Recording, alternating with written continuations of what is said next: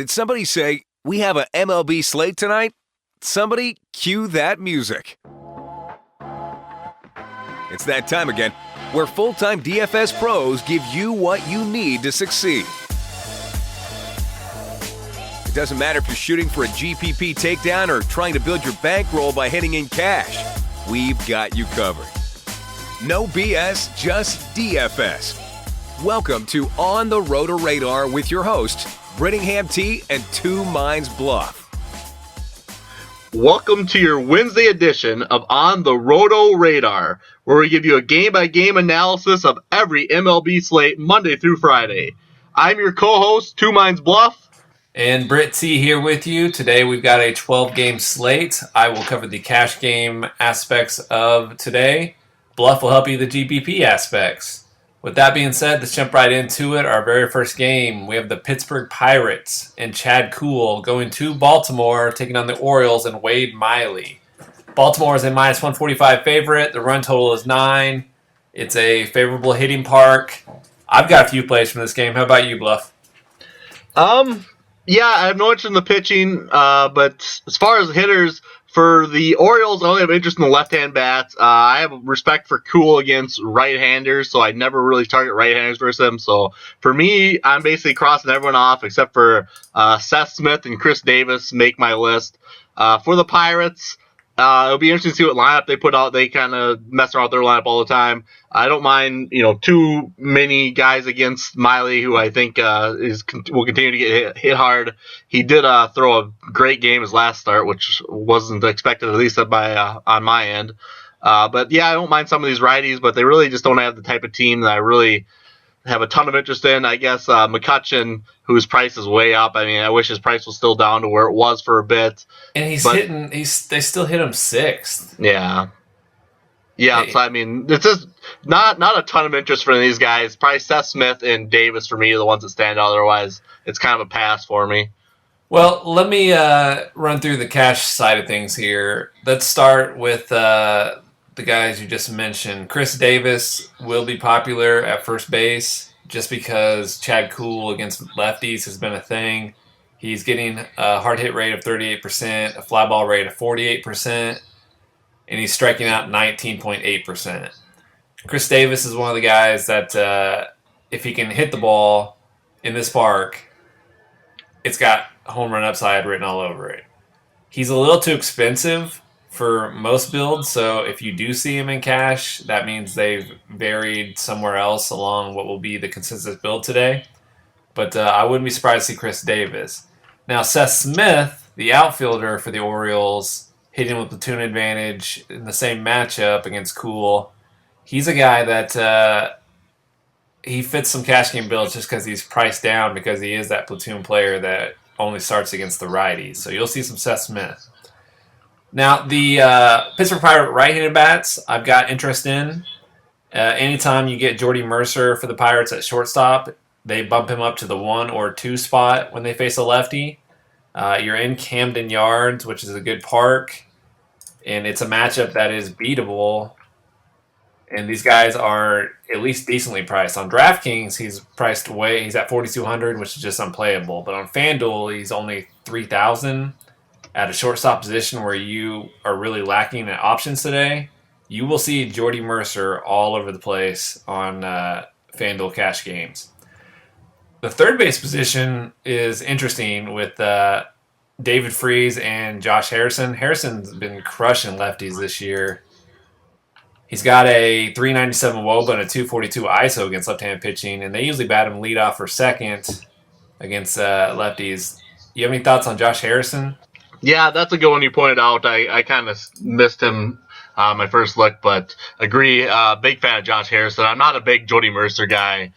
He usually ends up being somewhat popular too versus lefties. So for me in tournaments, I always just X him off right away, and it doesn't bother me at all to watch his at bats on a fade. But no, I do have some interest in Josh Harrison. That's a great spot for him. You're obviously not afraid of Wade Miley at all, and like you said, he has been crushing lefties. Plus, he gives you that sneaky stolen base upside too. He can steal versus either side. Yeah, and there's one more guy I wanted to point out. He's also third base eligible in FanDuel, but David Freese is he's really cheap, and he's been hitting cleanup, and I expect him to be there again today. He's got the platoon advantage, and he's got the BVP. It's only 12 at bats, but he's 4 for 12 with the home run against Miley. And again, Miley's not somebody we're afraid of. He's allowing a 35.5% hard hit rate, and he's walking 12% of right-handed batters. So that tells me two things: that when he does get hit, it's hard, and if not, he's pitching around a lot of right-handed bats, and the Pirates will have a lot of right-handed bats that I think are going to be cash game viable today. Yeah, but if Miley has a short start too, the long relievers for the Orioles are terrible, so that adds a little bit to the Pirates' projections. Anything else from that game? That should do it. All right, our next game is a very popular one today that I've heard a lot about. The Boston Red Sox and Rick Porcello in Yankee Stadium to take on the Yankees and CC Sabathia. Sabathia is a minus 115 favorite. The run total is 9. I've got so many hitter plays from this game. How about you?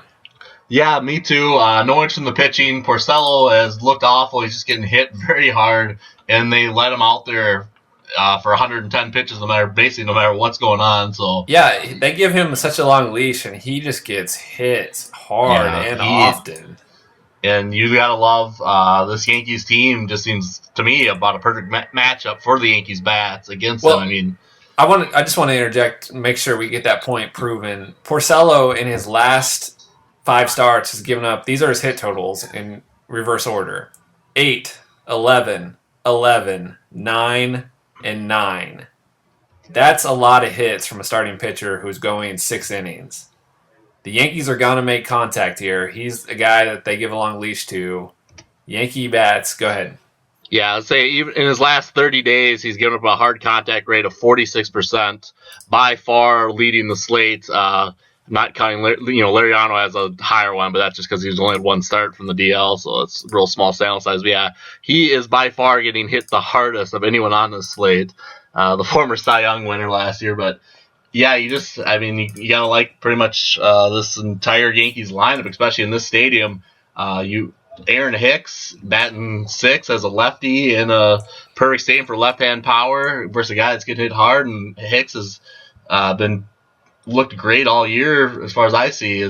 Seems like a pretty great play. Then obviously you have bearing the lead on Aaron Judge and Gary Sanchez, two big-time power hitters that are going to love teeing off on a guy that is just leaving it over the plate and watching it get blasted past him. Well, okay, here are the specifics on Porcello to right-handed bats, because you mentioned Sanchez and Judge, and you will see them in cash games all over the place. Specifically Sanchez, because he's easy to pay up for today. Judge is a little harder, but he's a very popular cash game play lately. Porcello's allowing a 347 WOBA with 6 home runs in 39 innings, but the hard hit rate is 40%. The fly ball rate is 32%. Mm-hmm. And he's only walking 3.5% while striking out 22%. So the expectation for the ball being put into play in this stadium it's just mouthwatering when you think of the matchup for a power hitter like Gary Sanchez hitting second, or Aaron Judge hitting third, or cleanup against this guy. Agreed, and yeah, Matt Holliday too has continued to hit the ball really well as a Yankee, so he's definitely in play.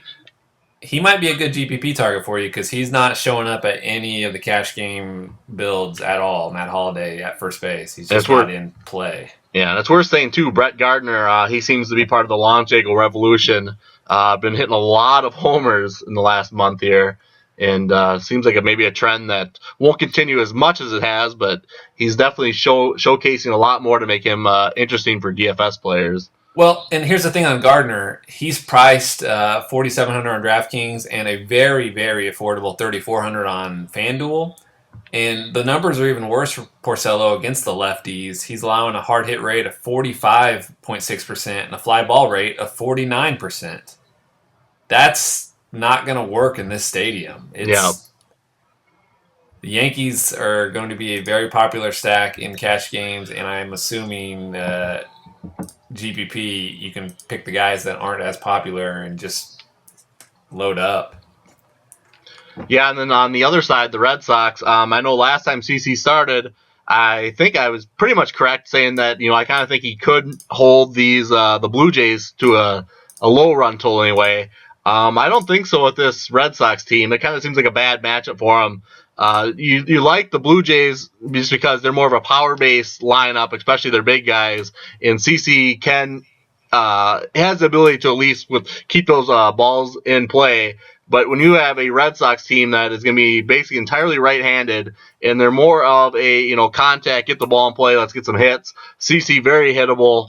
I think the Red Sox are going to be putting up a lot of runs here. I don't even really know what my favorites are. I mean, I guess I'd maybe go for the cheap guys. Sam Travis and Josh Rutledge should both be in the lineup. I kind of like both of those. Have you seen Mookie Betts' price on DraftKings today? $4,400. Oh, wow. Yeah, that's crazy. They're just daring you to play him, and it's a spot where he's going to be almost one of those guys where fade at your own risk on cash games, hitting leadoff against Sabathia. As I mentioned earlier, I'm kind of taken back that Sabathia is the favorite here, but these Red Sox are going to get to him. Mookie Betts hitting leadoff with the platoon advantage. This is a Chris Young day. Anytime they face a lefty, they bat him 5th or 6th, with Sam Travis being that other spot. So Chris Young is dirt cheap on both sides. You're going to see him all over the place in cash games. And Hanley Ramirez, anytime you face the lefty, he's hitting cleanup. He's got that 413 WOBA and 301 ISO against left-handed pitching. Sabathia is giving up a hard hit rate of 38%, fly ball rate of 35% to right-handed bats. And Hanley he's cheaper on DraftKings than a lot of viable first baseman stays. Yeah, 3.9K. This has to be another situation on DraftKings. This has been happening quite a bit where these guys are priced for a different pitcher because this whole team is priced way down. Sandy Leone at catcher is 2.7K on DraftKings, but Jackie Bradley is 4.4K. So they're priced for a right-hander. A lefty. They're priced for a righty. Oh yeah. They're priced for probably Tanaka or something, huh? Well, I don't know. Maybe Severino, I guess, is maybe who they're priced for. Yeah, it's got to be Severino or Pineda. Yeah, you're exactly right on that. I think you nailed it. That they got the wrong starting pitcher because all the righties are priced down, and you're going to want to take advantage of that in cash games and I'm sure GPPs. Yeah, these prices, I mean, this Red Sox team is going to be super popular in GPPs, and it's a spot that's a pretty tough fade just because I think this team is going to get after CC. One thing that is good for the fade is, the Yankees bullpen is pretty reliant, even without Chapman, but, enough where, once CC's out of the game, you kind of lose some of that upside to your stack, so worth noting. But yeah, Sandy Leone at 2.7K on DraftKings is a great catcher play. Agreed there. Let's go from a game with a lot of plays to a game that I don't know how to approach this one. We've got the Chicago White Sox and Mike Pelfrey in Tampa Bay to take on Jacob Faria. And Tampa Bay is a minus 160 favorite with a run total of 8.5. We're in Tropicana. I've had my thoughts on Mike Pelfrey this year. I don't get how he's doing it. Talk to me about what you're doing against Mike Pelfrey, who is a DFS. Everyone stacks against him, but it's just not worked this year. Yeah, I don't have a ton of interest in the stack here in Tropicana. Jacob Free is a pretty solid prospect, high strikeout rate. He is not in the FanDuel player pool, and he is somehow 10.5K on DraftKings. So I really have no interest there at that price just because I'm guessing he'll, be a 5-6 inning start. They usually are pretty safe anyway with guys making their debut. But I have no interest in any of the White Sox bats. For the Rays, Corey Dickerson, stands out as a great play. Logan Morrison, and also Souza hitting the ball really hard versus right-hand bats the last 15, 30 days. Always had more power in his career versus right-handers. So I love the spot for those three. Other than that, not a whole lot of interest. Are you putting any stock, though, this Mike Pelfrey thing where they allow him to go 2 times through the order and then they pull him no matter what because his numbers dramatically dropped that 3rd time through the order, so he's been limiting damage? Yeah, it's a good strategy because it's been for a few years where that third type of the order he really gets crushed. I watched him pitch and it doesn't make sense even through the first time. He doesn't strike people out. Yeah, the first couple times through the lineup doesn't make a whole lot of sense, and you do love pitchers versus this Rays team that can't strike them out because that's their biggest weakness, basically up and down the lineup. So yeah, I am kind of off the stack. I've been stacking against Pelfrey a lot too, and it has not worked out at all. Very costly mistakes there, but still like grabbing Dickerson or Lomo as one-offs, and really like Steven Souza. Well, the thing about this game is I'm glad it's in Tropicana, and none of these guys are going to be in cash games because they've been priced up because they've been having good matchups in parks. So you won't run into any of them. So don't be afraid to fade hitters against Pelfrey today. It's not something that's going to burn you in a majority of your cash games. Now, this other guy, Jacob Faria, I can't find him in the player pool on either site. He's on DraftKings, I believe, unless I'm looking at the wrong. I can't find him. Maybe I've looked for him. He's not an option. He's definitely not on FanDuel. Either way, he's a guy that profiles as a high strikeout guy that's had success in AAA, and this is his major league debut. It's a great matchup against the White Sox, so you're not taking any White Sox bats. But I can't. He's not in the player pool for me. But because I would have had interest if he was dirt cheap. But am I incorrect in that? Are you finding him? No, yeah, I must have saw something. I don't know what I was looking at. Yeah, he's on the player pool on the other side, so don't have to worry about that. Either way, you don't got to worry about it. So for cash games, that's a gloss over game for me. Anything else you want to add before we move on? Let's move on. All right, our next game, we have the Los Angeles Angels of Anaheim and Alex Meyer in Detroit to take on the Tigers and Buck Farmer. Detroit is a minus 140 favorite. The run total is 10. We've got a decently favorable park, and the Tigers have the highest projected run total of the slate at 5.23. I know you're an Alex Meyer fan from the last time we talked in the pod. What are you seeing here that Vegas isn't? Because I have Meyer down as a respectable pitcher. Yeah, I don't understand this Vegas line. I have both pitchers down as respectable pitchers. I'm not a huge Alex Meyer fan, but especially versus basically going to be an all right-handed lineup. I don't think he's an awful pitcher at all versus righty heavy lineup. It's only Avila and Victor Martinez that are going to face him from the left side. Yeah. And he's been decent versus righties, and he's getting better as the season goes along. He's a power pitcher that's got some nasty strikeout stuff. His biggest weakness always is his control. If he loses control, he's absolutely worthless. But lately, he's been doing better at finding the strike zone more consistently. Anyway, still not near what he needs to be a successful pitcher going forward.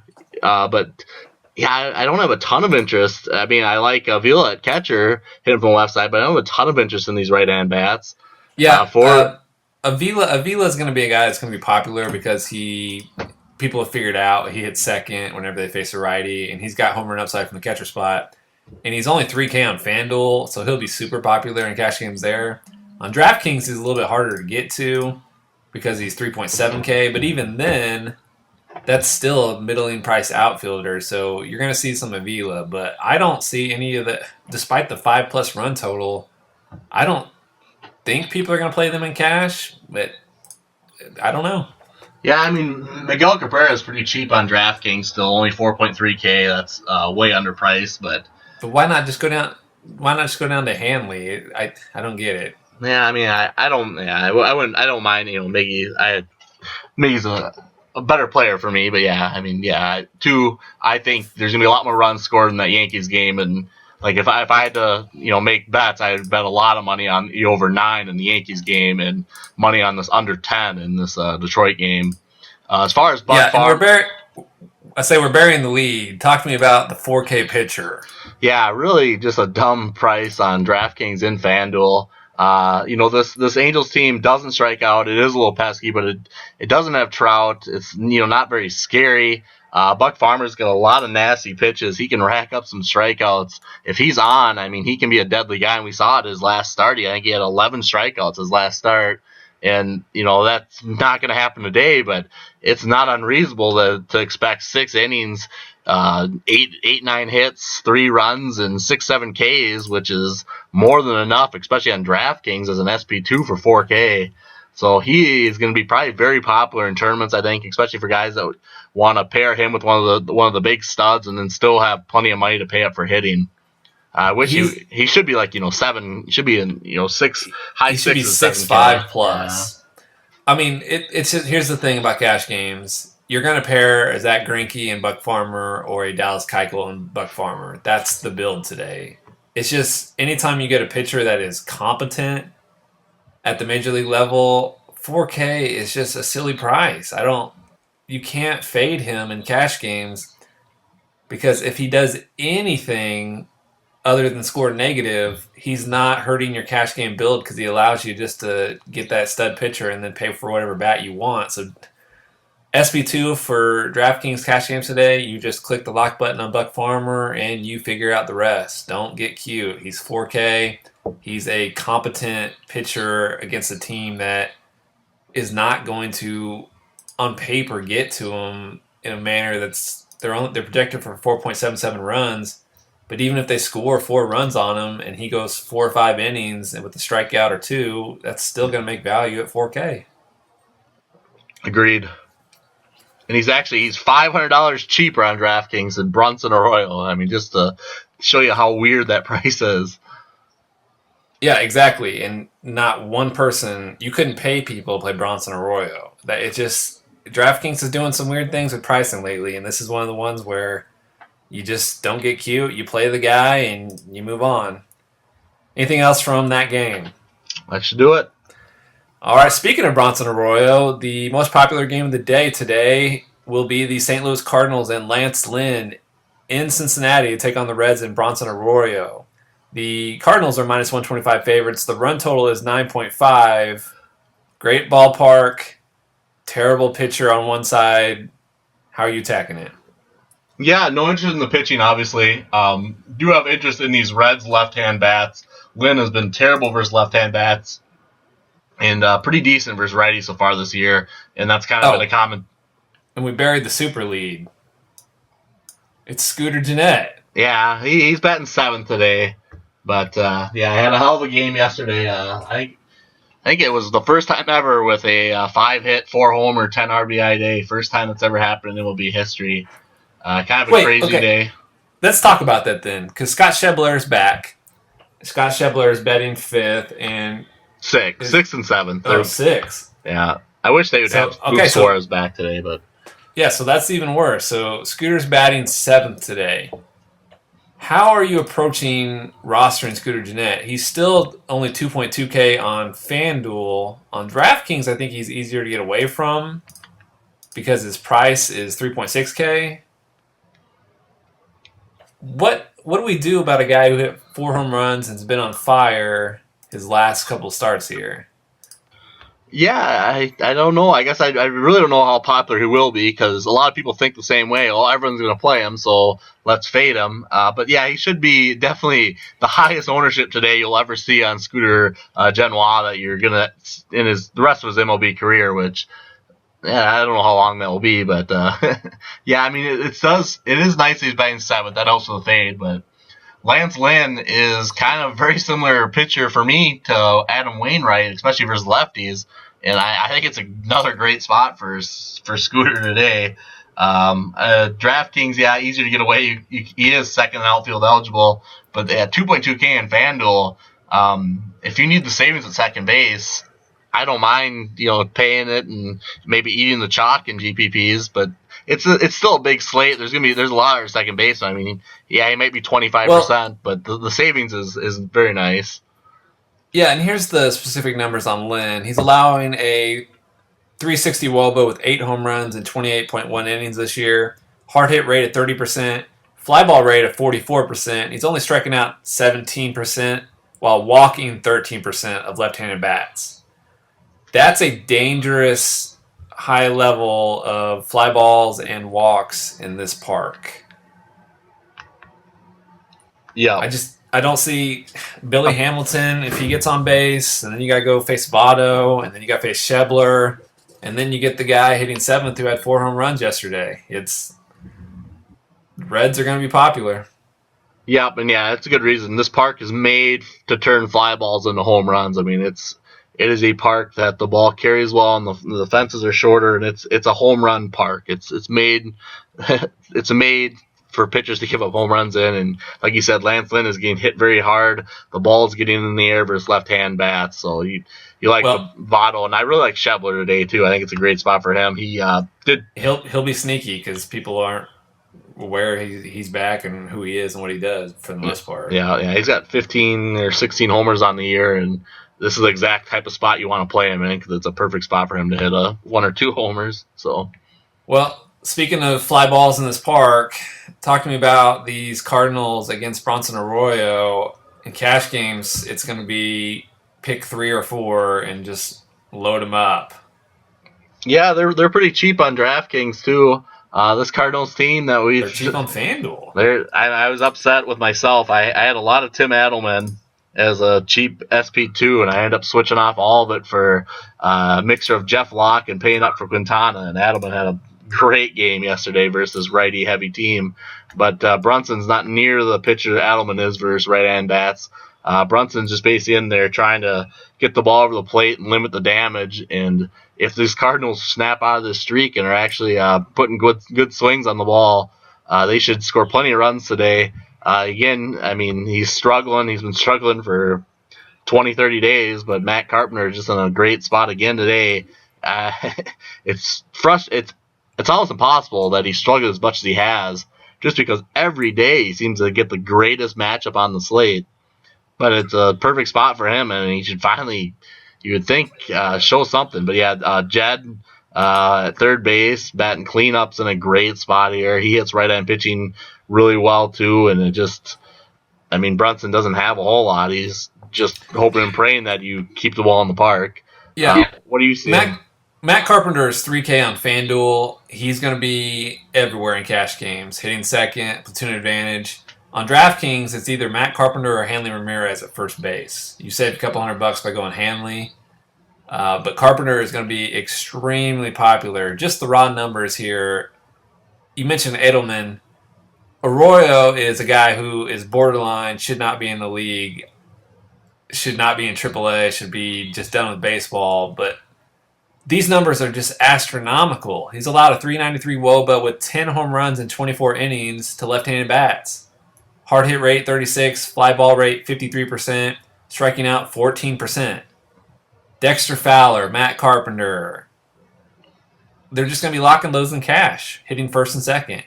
And then you get the right-handed bats. You got guys like Steven Piscotty in the outfield, Jed Jericho at third base.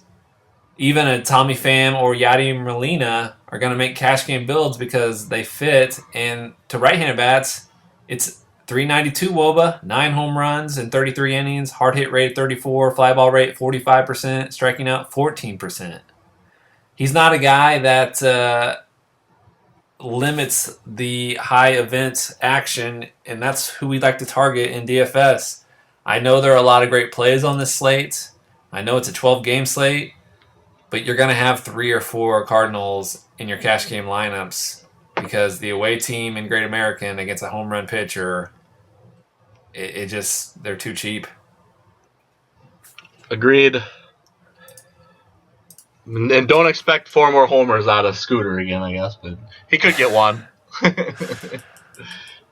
Our next game, we have the Philadelphia Phillies and Jared Eichhoff in Atlanta to take on the Braves and Mike Fultonowicz. The Braves are minus 137 favorites. It's a 9-run total. SunTrust Park, we again have potential rain. How are you approaching this? Yeah, I don't think the weather is too much to be concerned about. I think this game should play fine.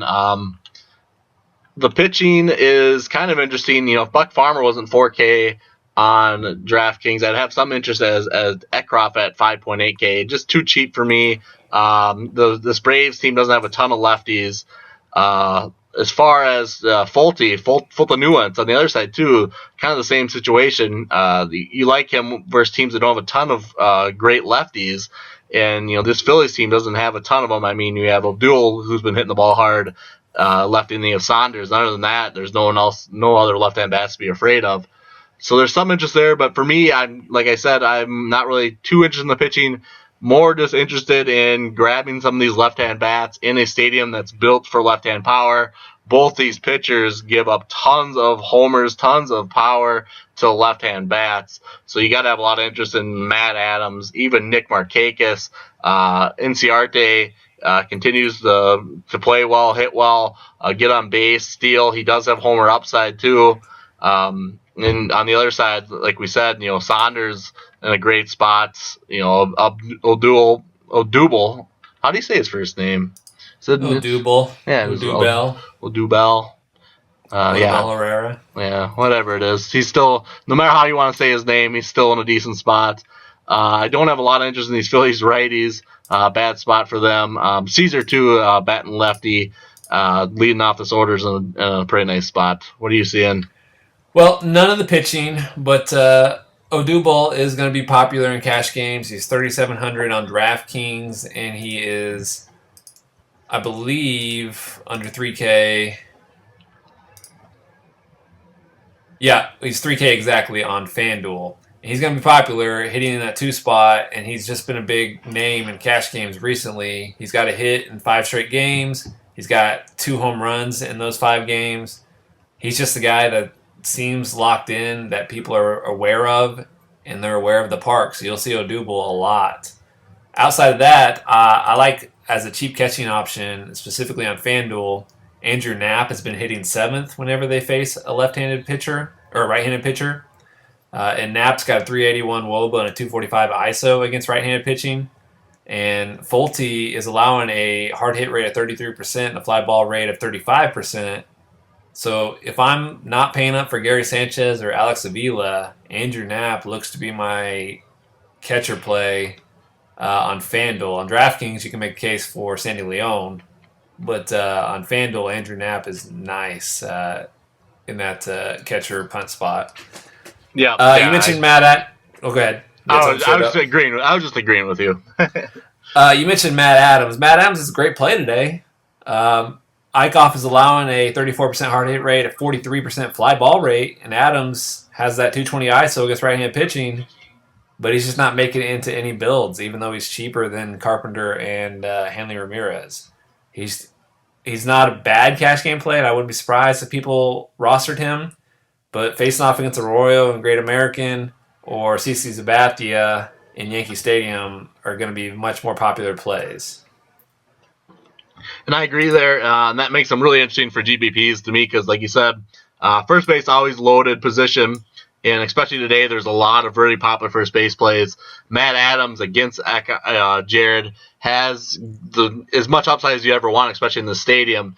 He could have a monster game today at low ownership because I think, like you said, everyone's going to pivot up to the other popular options. Yep. Our next spot, we have the Miami Marlins and Jose Urena in Chicago take on the Cubs and John Lackey. The Cubs are tied for the highest favorite on the slate at minus 200. The run total is 9. We've got a day in Wrigley where the weather or the wind is not blowing in today. We have the Cubs predicted for 5 runs.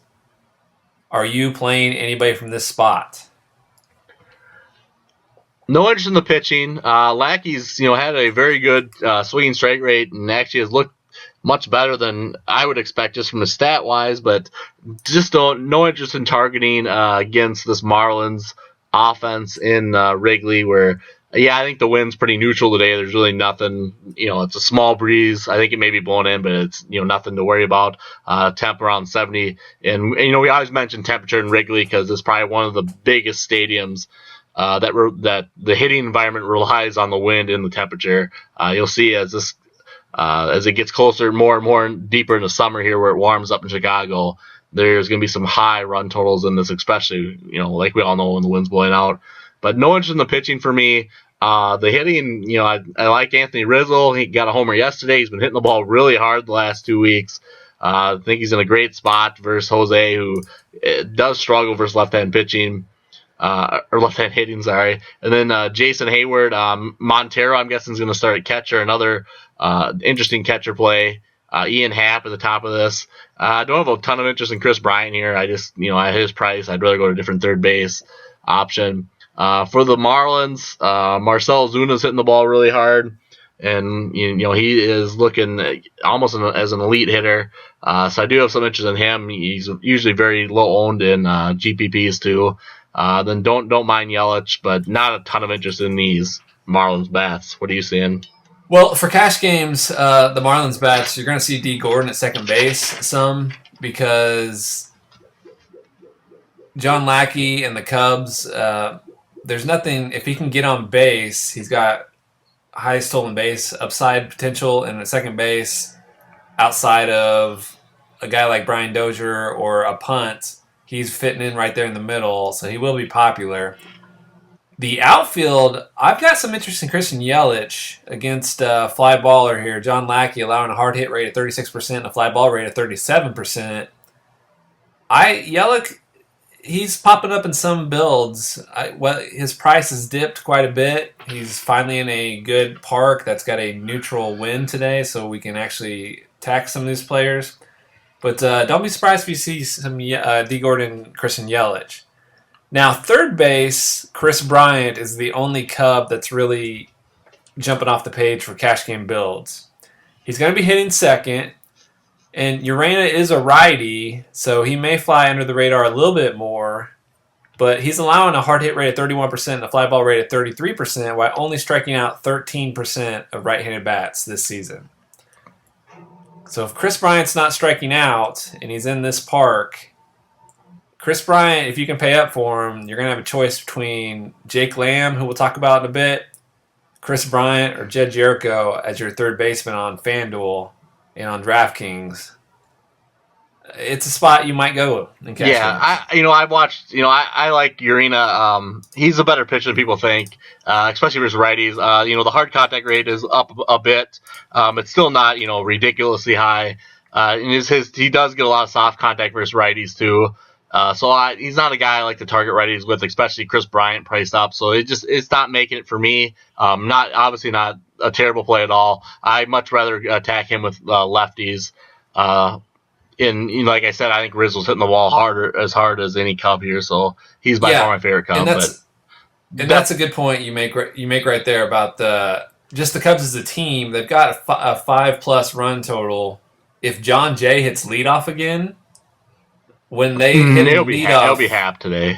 You think he'll be Happ? Yeah. Okay. Yeah, versus him, he'll be Happ. All right, so Happ or John Jay, whoever's hitting leadoff will have some consideration in cash games based on their price points. They're good plays for hitting leadoff for a team projected for 5+ runs, and they've got that cheap price still.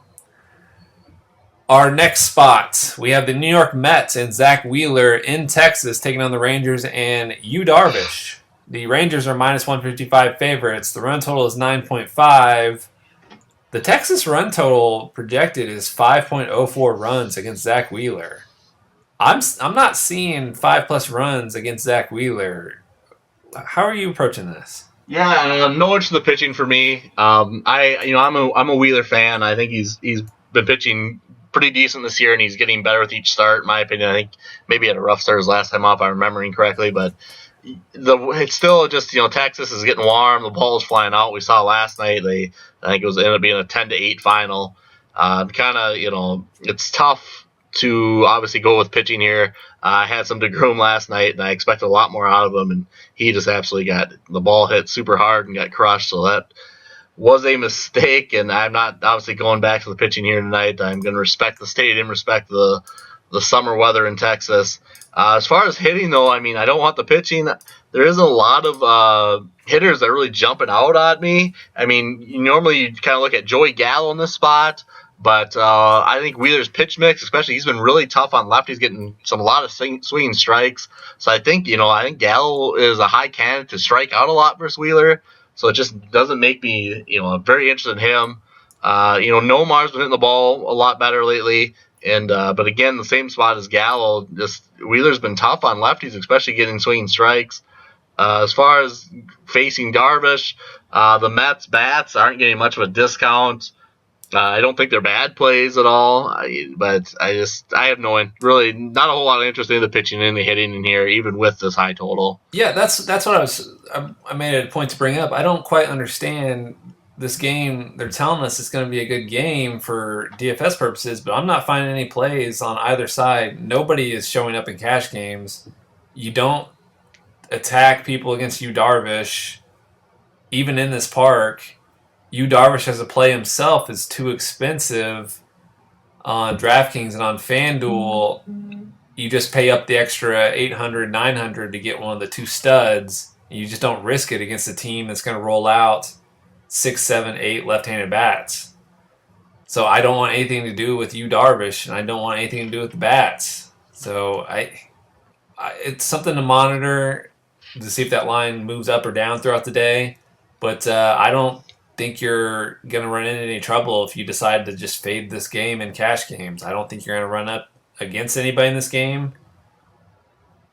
I just think it's a fade for me. It's definitely, Jonathan Lucroy is priced really cheap on DraftKings. I maybe have some interest in him at catcher. He's only 2.8K on DraftKings.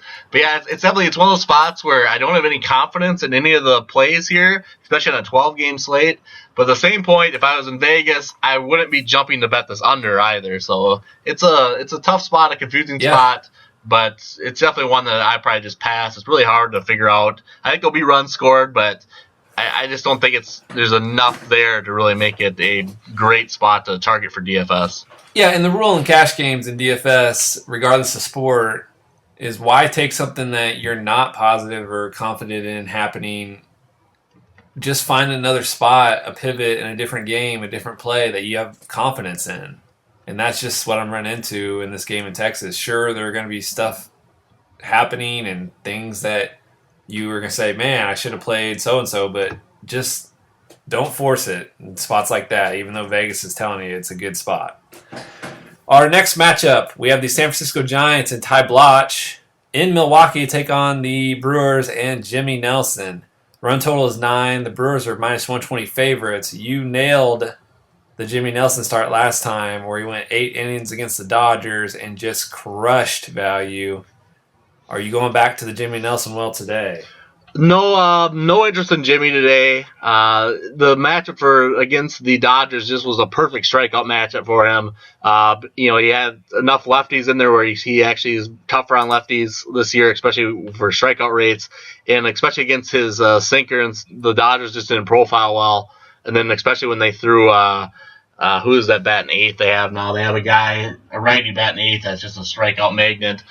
But so it was a great matchup versus the Dodgers here in Milwaukee versus this Giants team that doesn't strike out. I see no real advantage of playing Jimmy here. I'm seeing a pretty below average game from him. I actually do have some interest in these Giants bats. Brandon Belt can handle that low sinker pitches, so I have a lot of interest in him. You can play him in the outfield on DraftKings, which is nice, only 4.1K. Going to be batting third. Crawford, too, at shortstop, another decent low ball hitter. And on the other side, I like all these Milwaukee bats again. Let's talk about Ty Bloch for a second. This is a guy that, over the course of our conversations, you have had no faith in, and for good reason, because he's not a strikeout pitcher. He's a guy that pitches to contact, but he's not getting tagged. He's won 4 starts in a row. He's had 5 quality starts in a row. I don't get it. What's he doing? Are you seeing anything, or is this just a spot where he's getting lucky and he's a rookie pitcher and people aren't aware of his stuff? The thing he's doing is he's getting the ground balls and he's getting balls hit at people. He has been better in his last few starts, even from the advanced metric side. The last 3, he's looked a lot better than what he had. But still, I just don't see it from him. His strikeouts, his highest strikeouts per game this season was 5. He averages around 2.5 to 3 strikeouts a game. And you're not striking out the Brewers, you're in trouble. That's been the rule all season long. Yeah, agreed. And yeah, I still don't see. Right now at this moment, I'm willing to die on Ty Block Hill. I will continue to target him here. Oh, And he's not a play at all for me. I was just no, talking I'm talking there's about some bats. Yeah, I'm there's talking some about bats here. I don't. He's a guy. I like these Milwaukee bats quite a bit. I love Hernan Perez. I think he's in a great spot.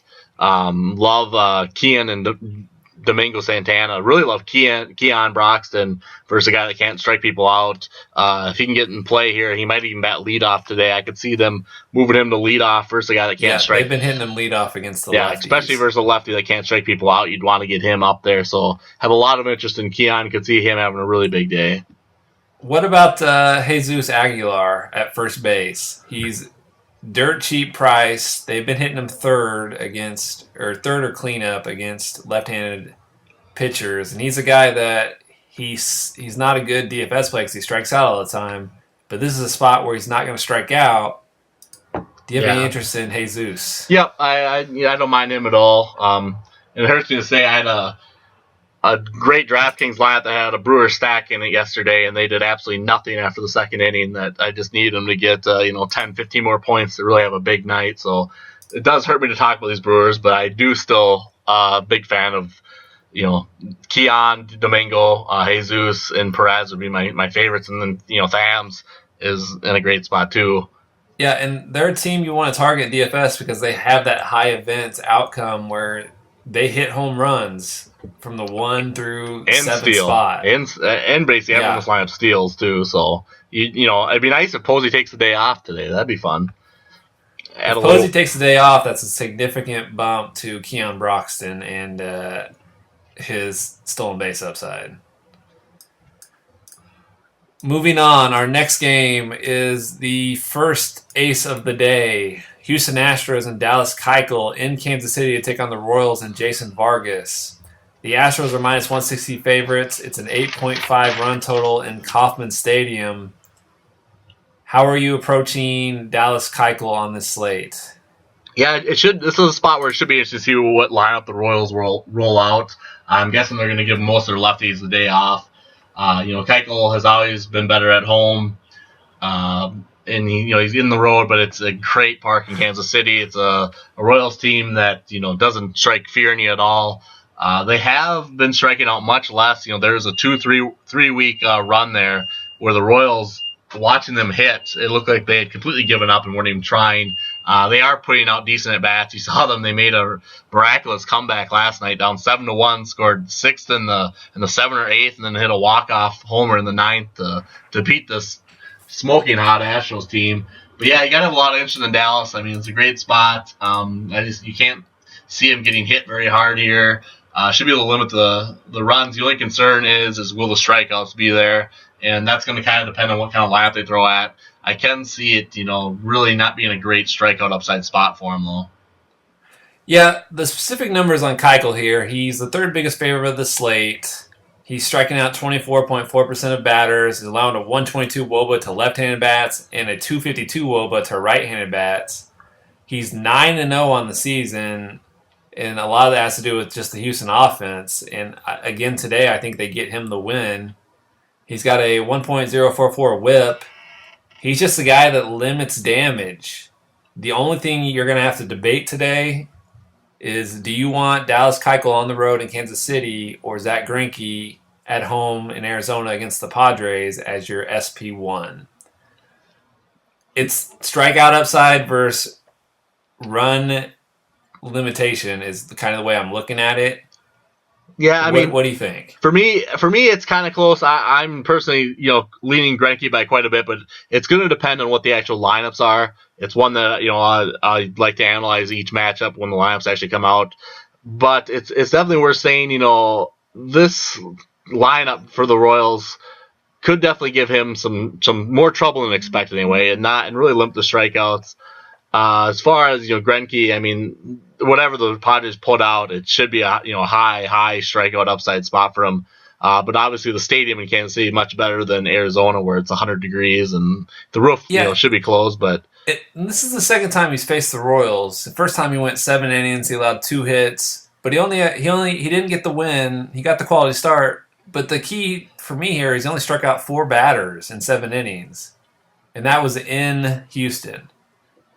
So for me, I'm leaning Zach Greinke pretty heavily at this point. And again, like you mentioned, let's see what the lineup they roll out. And but if the strikeouts aren't there at the same price point, and he's even more expensive on DraftKings, correct? Yeah, you see, he's on DraftKings. It's 12. 100. Yeah, it's 12.5 for Dallas, 12.4 for Zach. So yeah, I think Keuchel will go under-owned just based on the just the perception I think that the industry sees about strikeouts and away versus home pitcher. But in cash games, I don't think you're doing it wrong with as long as you choose one of them as your SP1. What about hitters against? We're not taking anyone in Dallas Keuchel. What about hitters against Jason Vargas? These Astro bats. yeah, I guess I wouldn't say I won't take anyone versus Keuchel. It depends on the lineup, depends what kind of righties they have. I'm going to look into it more when the lineup comes out. But I might have some interest in some of these Royals bats are going to be, no one's going to play them. So it's kind of a crazy play. But yeah, I I have a lot of interest in the well, not a lot of interest. I have interest in the Astros. Vargas, he had some great starts to begin the year when his changeup was really working well. And a lot of people were saying it's one of the best changeups in baseball. Lately, that changeup just isn't there anymore. Hitters are seeing it. Hitters are hitting it. So I just have no confidence in his abilities at all, which is what was expected when the season started. So yeah, this is going to be another Astros are going to throw out, 8 or 9 right-hand bats, and they should be hitting him hard, getting a lot of hits, getting a lot of runs. I think they make for a great sack on FanDuel because I don't know if there'll be a ton of homers here, but I think they'll be circling the bases quite a bit, and FanDuel runs and RBIs are worth quite a bit more than they are in DraftKings. What do you see? Yeah, and the thing is, you can fade them in cash games just because they're priced accordingly. They've just been such a hot offense that you can't afford to put them in there in your cash game build. So if you don't have an Astro, you're going to be okay in cash games because I don't think you're going to see any of them today. Our next spot, we have the San Diego Padres and Luis Perdomo in Arizona to take on the aforementioned Zach Greinke. Greinke and the Diamondbacks are minus 200 favorites, tied for the largest of the slate. The run total is 8.5. We're in a hitter's park in Chase Field, but you have to love Greinke in this spot.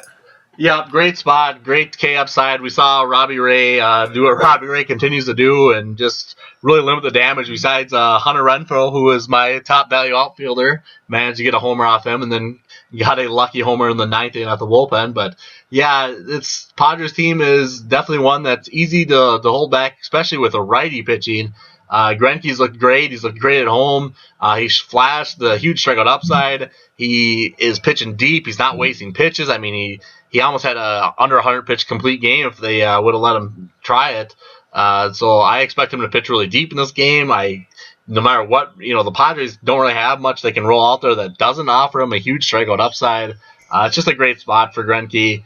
He's dominated this team, I believe, already maybe once or twice this season. Yeah, this is the third time he'll face the Padres. He's got 2 quality starts. He struck out 6, and in the game in Arizona, he struck out 11.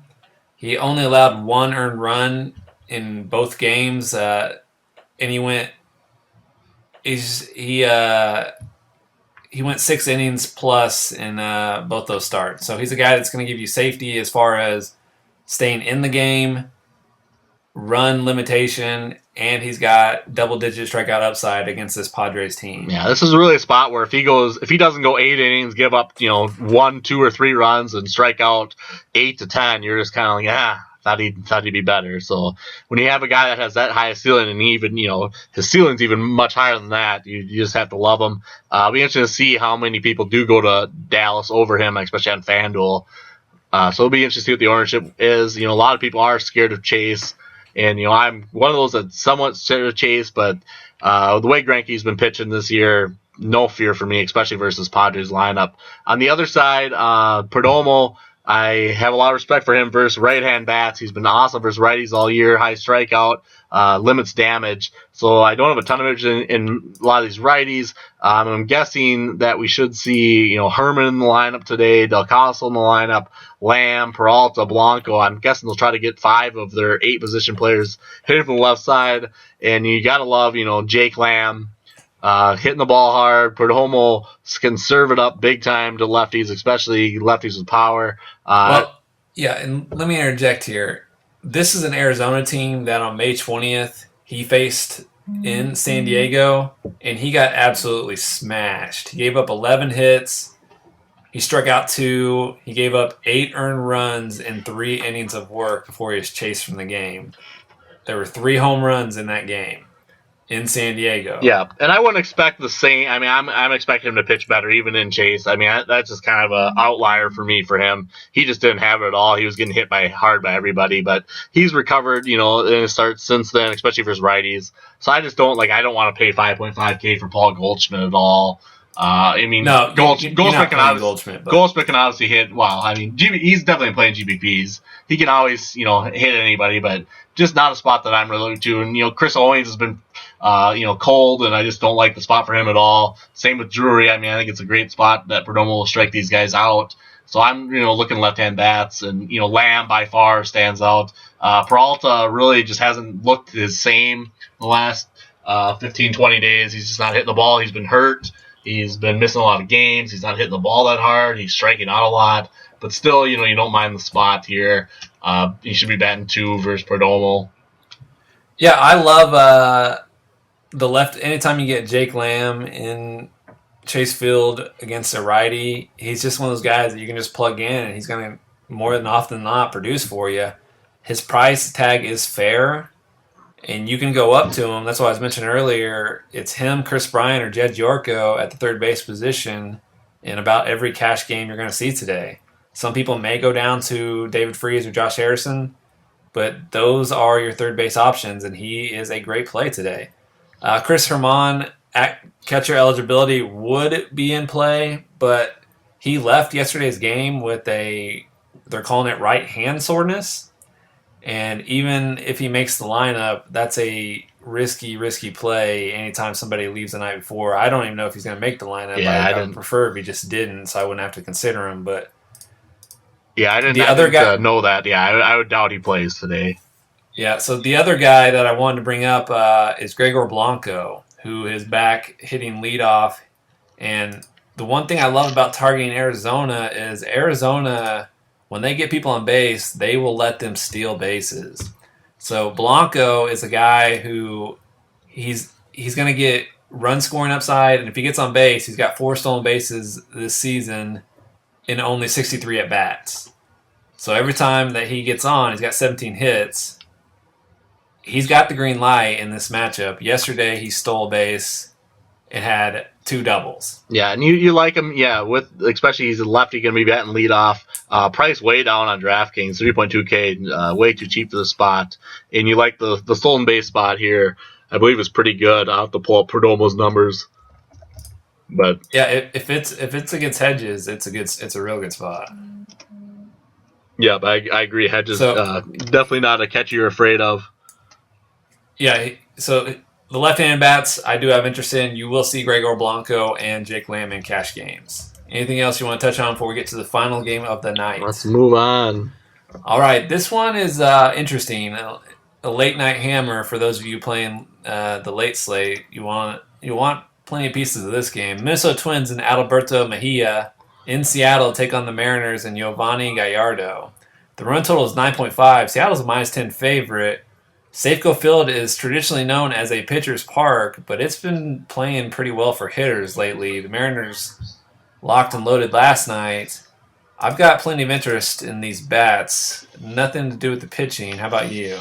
Yeah, no interest in the pitching at all. The Mariners, I think, were my number 2 stat yesterday, and it just was unfortunate that on DraftKings I didn't play Cano and then play Scooter in the outfield. I would have won all the money, but everywhere I played Scooter, I played him at second base. But I loved Cano and Seager yesterday versus Hector Santiago that just continues to get slaughtered by left-handed bats.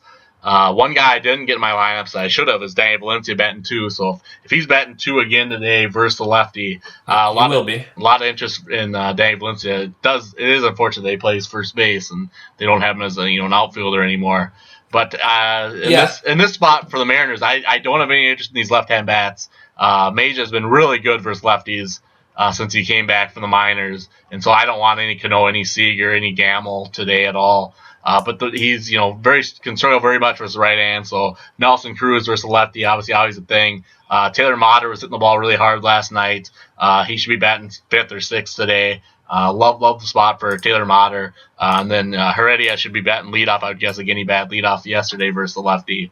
Got a lot of pretty high on him. Heredia is going to be very popular again today, hitting leadoff. He's still 2.8K on FanDuel and on DraftKings. He's still under, I believe it's 3.2K or 3.1K today. So he's going to be popular with 2 advantage hitting leadoff. One word of caution to stacking the Mariners is Nelson Cruz left yesterday's game with calf soreness or calf tightness. This is the second time he's left a game in the past week.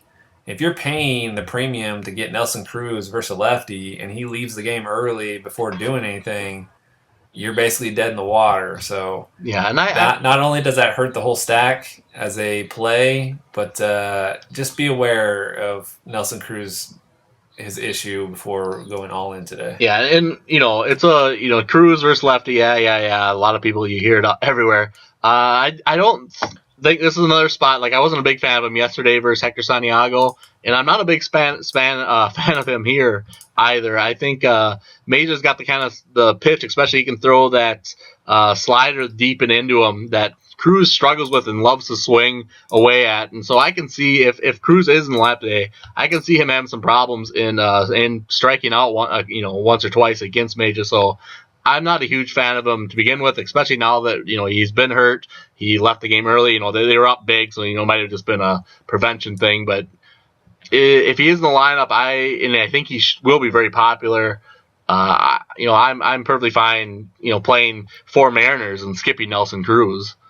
Yeah, and let's talk about the other side of the ball here. The DraftKings, again, is just forcing these guys into cash games. Against Giovanni Gallardo at second base, Brian Dozier is 3.6K. Yeah, he should be like 5,000 on DraftKings, so that's just... He's been 5,000, 4,500 in that range all season, and today he gets a middling righty who he's had success against. He hit a home run in this park last night. He's 5 for 12 career against Gallardo with the home run. At 3.6K on DraftKings, you just lock him into cash as your second baseman. It just doesn't make sense. Yeah. On FanDuel, he's also affordable, 3.4K, but especially on DraftKings, that price is just ludicrous for a leadoff hitter with his home run stolen base upside. Yeah, I like pretty much this Twins lineup up and down today. I think they're going to be able to get to Gallardo and score a lot of runs. Love Dozier. I really love Sano. Huge fan of Max Kepler in this spot. Also, Jorge Polanco is on the DL now, so that means Eduardo Escobar is going to get the start today. And I really like his at-bats he's been putting up. He's been hitting the ball well, hitting it to gaps. You don't really he does have some homer upside, but you don't really expect homers out of him. But I can see, especially if guys are on base, I can see him hitting a couple of 2 RBI doubles. That's kind of just what he excels at, and that's kind of what Gallardo struggles, is giving up hard hit balls to the gaps.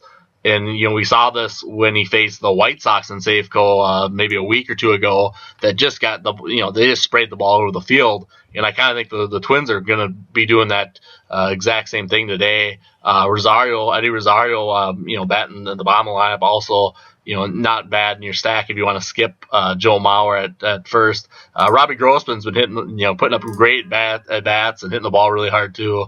Like we saw, they gave Paxton some trouble last night. This Twins team right now, their hitters aren't wasting at bats, and they're a tough team to pitch against. Against a guy like Gallardo, I think they're going to spray the ball over the park today and going to put up a lot of runs. That pretty much sums it up for me too. I like the right-handed bats and those guys. Like I said, this will be a game that I think is going to be very popular in the late night stack because a lot of the bats are affordable with Zach Greinke. So that wraps up the slate. Just to quickly summarize your cash game perspective, you're pitching as your SP1, Zach Greinke or Dallas Keuchel. On DraftKings, your SP2 is Buck Farmer. At catcher, you're paying up for Gary Sanchez or Alex Avila, or you're punting with an Andrew Knapp or a Sandy Leon. At first base, the most popular pick and the play is Matt Carpenter or Hanley Ramirez. You can go down to Matt Adams. At second base, you're looking at a variety of options, most likely a punt spot, but on DraftKings, or punt spot on FanDuel and DraftKings, it's Brian Dozier all day long. Stack up your Cardinals, stack up your left-hand backs for the Diamondbacks. The Orioles, the Mariners, and the Yankees are my favorite teams. How about you? Yeah, for me, it's on DraftKings, especially. DraftKings FanDuel, Zach Greinke far way leads the field. My likely build right now is looking like Greinke Farmer on DraftKings. Just Farmer's way too cheap. Lets you do whatever you want with hitting. With Greinke, there's not a whole lot of other pitchers I have a ton of interest in. Be curious to see what the Royals lineup is and just how that works for Dallas. There is some interest maybe in Lackey. I don't know. We'll have to see what they do. He is really cheap on DraftKings. But for stacks, I like the Twins quite a bit. The Cardinals again should hopefully finally get to him. And then the Red Sox Yankee game makes for a great game stack. Another pitcher too that I don't think is gonna be played by hardly anybody, and I do have some interest in him.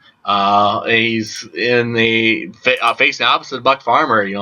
On this slate, I think Alex Meyer is in play in GPPs and could be one of those guys that puts up a monster performance today versus righty-heavy Tigers team.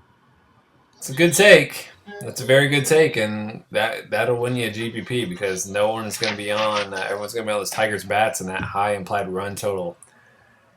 Our player draft. Did I get you yesterday? You did. I didn't really remember who I'd picked, and I looked this morning, figuring I probably won because I had a pretty good night and nailed a ton of hitting. And my draft, I went with the Coors guys that did absolutely nothing. I had Arenado, I had Lindor, and then my cheap guy, I can't even remember who it was, but I had Tommy Joseph as my cheap guy, which I don't know why I didn't go 100-run throw there, but yeah, so I only had 5 points, and you would beat me with Sogard alone. You ended up with a nice 30, so 30 to 7. I had 7. 4 from Arenado, 3 from Joseph. So another blowout. You're up 5-1. So the loser gets to pick first. That means I'm on the clock. And I might have to start being more ready for this draft. I'm always kind of scrambling. I'm going to take Aaron Judge. Aaron Judge versus Porcello. Yeah, that's a home run spot for certain. I'm going to go the guy that I'm going to have all over the place, mid-priced. I'm going to go outfielder Dexter Fowler with that platoon advantage, hitting leadoff against Arroyo in Great American as my first pick. So Dexter Fowler, I'm going to team him with the guy I also love today at third base, same game, St. Louis Cardinals, Jed Jericho, same matchup against Arroyo. I love this spot. The Cardinals offense, they're priced so perfectly for everything I like today. Yeah, I'm going to go at third base too. I'm going to take Jake Lamb. Love and chase. You love lefties versus Perdomo. Great spot. He homered against him last game and wouldn't be shocked if he was able to get to him today. For my cheap guy, I am going now. I like Brian Dozier's cheap today, but I think he's off the table. I mean, he's just mispriced. I'm looking for someone. I want Taylor Motter. Taylor Motter today. That's a good play, especially if he's hitting fifth. That's a great spot today. My final play here, I've gone 2 mid-range guys. I was gonna take Dozier, but do you think he's off the table? I think so. Yeah, I think that's just a misprice. All right. I'll leave Dozier alone. Let's stick with. I got a third baseman. I got an outfielder.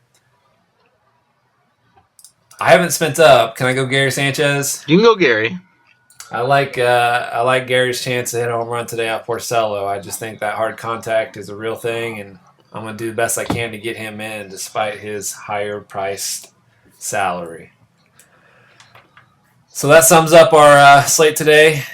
Should be a fun one. As always, be on the lookout for Bluff's A Place to Be article. It comes out here in a couple hours. Tom's Take also out in a couple hours. As always, we appreciate you listening. Good luck tonight and good skill. Yeah, and hopefully we stay hot. I know yesterday I think the podcast pretty much gave out all the right answers, and on Friday for sure we nailed everything. So hopefully the advice stays on fire. Good luck tonight. Did you like today's show? Did you find this information to be helpful? Give us a shout out on any social media platform, Twitter, Facebook, or Instagram. Of course, don't forget to use the hashtag RotoRadarMLB in your post. Every time you use that hashtag, you'll get a ticket to our $20,000 raffle in July. You heard that right. $20,000. We appreciate every single one of you for being RotoRadar members. On the RotoRadar will be available for members only Monday to Friday for the remainder of the MLB season. As always, good night and good skill.